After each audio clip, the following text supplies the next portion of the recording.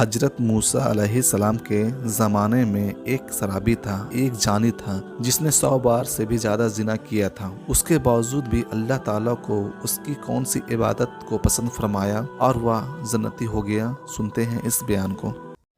حضرت موسیٰ علیہ السلام کے زمانے میں ایک شرابی تھا، زانی تھا جس نے 100 مرتبہ زنا کیا تھا۔ ایک دن محلے والوں نے اسے بہت مارا اور اتنا مارا کہ وہ مر گیا۔ جب وہ مر گیا تو اسے کوڑے دان میں پھینک دیا جا کے۔ حضرت موسیٰ علیہ السلام کا زمانہ تھا، اللہ کا حکم ہوا اے موسیٰ جاؤ، میرا فلاں بندہ فلاں جگہ پہ پڑا ہوا ہے، اسے محلے والوں نے اتنا مارا کہ وہ مر گیا اور کوڑے میں پھینک دیا ہے، تو تم جاؤ اسے اٹھا کے لاؤ، اسے نہلاؤ، اسے غسل دو اور اس کو قبر میں دفن کر دو، وہ میرا بندہ ہے، نیک بندہ ہے۔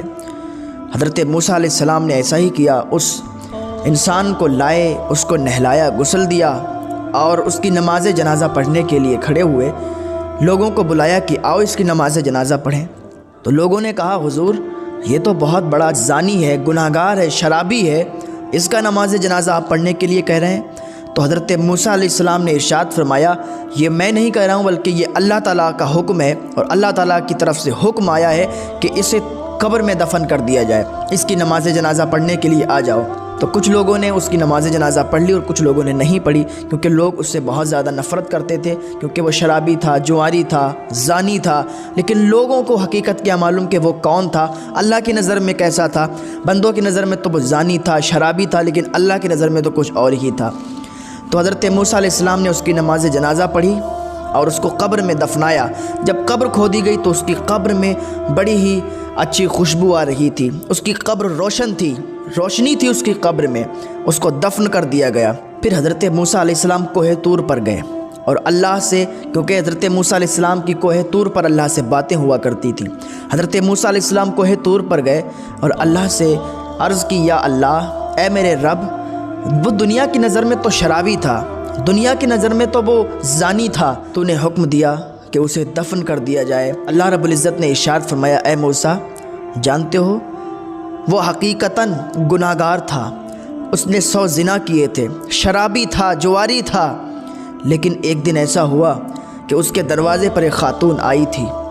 اس خاتون نے دروازہ کھٹکھٹایا، خاتون اندر آئی، آنے کے بعد اس خاتون نے کہا کہ اے شخص میں تجھے نہیں جانتی کہ تو کون ہے، لیکن میں تیرے پاس اپنی فریاد لے کے آئی ہوں، میں بہت غریب ہوں، میرے بچوں نے 3 دن سے کھانا نہیں کھایا، میرے بچے بھوکے ہیں، اے شخص تو اتنا مال رکھتا ہے، تو اتنا دولت مند ہے کہ میری مدد کر سکے، میں تیرے آنگن میں تیرے گھر میں فریاد لے کے آئی ہوں، تو میری مدد کر دے۔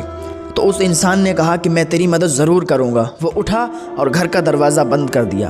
جب گھر کا دروازہ بند کیا پھر اس خاتون سے کہا میں تیری مدد ضرور کروں گا، لیکن اس سے پہلے میری ایک آرزو ہے وہ تو پوری کر۔ اس عورت نے کہا تیری کیا آرزو ہے، تو مجھ سے کیا چاہتا ہے، میں غریب ہوں، میرے پاس کچھ نہیں ہے۔ اس شخص نے کہا میری ایک عادت ہے، میں زانی ہوں، تو میں تیرے ساتھ بدفعلی کروں گا۔ اس نیک عورت نے، نیک خاتون نے کہا اے انسان اللہ سے ڈر، میں تیرے یہاں فریاد لے کے آئی ہوں، مدد کے لیے آئی ہوں، اور تو غلط فائدہ اٹھا رہا ہے اس کا، اللہ تجھ سے ناراض ہوگا اور اللہ تجھے ہلاک و برباد کر دے گا۔ ایسے ہی وہ خاتون گھر سے باہر نکلنے کی کوشش اس نے کی کہ اس نے اس کو پکڑ لیا۔ اب جیسے ہی پکڑا تو اس کی ایک چیخ نکلی تو اس شخص نے پوچھا کہ مجھے یہ بتا تو چیخی کیوں، تیری آواز کیوں نکلی؟ تو اس خاتون نے کہا مجھے اللہ سے ڈر لگتا ہے، مجھے اللہ سے ڈر ہے، اللہ تعالیٰ مجھے سخت عذاب دے گا، اگر مجھ سے یہ غلط کام ہو گیا تو کل اللہ کو کیا منہ دکھائیں گے، کل اللہ کے ہاں کیا جواب دیں گے۔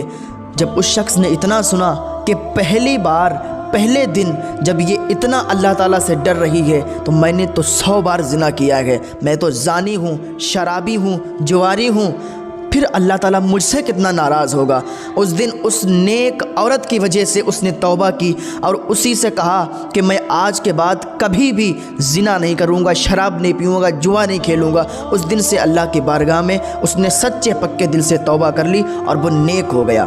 لوگوں نے اسے مارا پیٹا، اسے کوڑے میں ڈال دیا، لیکن اس کی یہ ادا مجھے اتنی پسند آئی کہ میں نے اسے بخش دیا ہے اور وہ میرا نیک بندہ ہے۔ اور اللہ نے اسے معاف کیوں کیا؟ کیونکہ اس نے ایک مجبور بے سہارا خاتون کی، بے سہارا عورت کی مدد کی، اور توبہ بھی کر لی، اس مدد اور توبہ کے صدقے سے اللہ تعالیٰ نے اسے معاف فرما دیا۔ تو نوجوانوں، اللہ کی بارگاہ میں توبہ کرو۔ لوگ بوڑھے ہو جاتے ہیں، پھر اللہ کی طرف آتے ہیں، توبہ کرتے ہیں، استغفار کرتے ہیں، نمازیں پڑھتے ہیں، لیکن ایک بات یاد رکھیں، جو جوانی میں توبہ کرتا ہے، جو جوانی میں عبادت کرتا ہے، اللہ تعالیٰ کو اس کی عبادت بڑی پسند آتی ہے، اس کی توبہ بڑی پسند آتی ہے۔ جو جوانی میں اللہ کی بارگاہ میں آتا ہے، جو جوانی میں اللہ کی عبادت کرتا ہے، تو آئیں اللہ کی بارگاہ میں سچے دل سے آج توبہ کریں۔ اللہ رب العزت ہمارے تمام گناہوں کو معاف فرمائے، اللہ ہمیں نیک عمل کرنے کی توفیق عطا فرمائے۔